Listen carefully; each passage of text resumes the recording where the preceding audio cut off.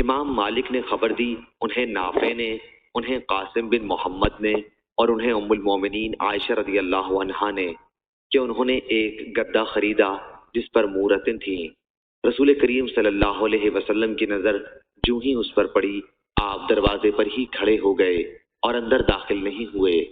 عائشہ رضی اللہ عنہا نے بیان کیا کہ میں نے آپ کے چہرے مبارک پر ناپسندیدگی کے آثار دیکھے تو عرض کیا، یا رسول اللہ صلی اللہ علیہ وسلم، میں اللہ کی بارگاہ میں توبہ کرتی ہوں اور اس کے رسول صلی اللہ علیہ وسلم سے معافی مانگتی ہوں، فرمائیے مجھ سے کیا غلطی ہوئی ہے؟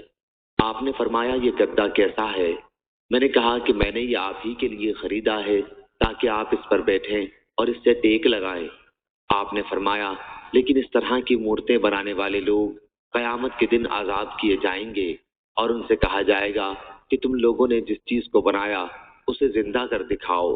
آپ نے یہ بھی فرمایا کہ جن گھروں میں مورتیں ہوتی ہیں رحمت کے فرشتے ان میں داخل نہیں ہوتے۔ صحیح بخاری حدیث نمبر 2105۔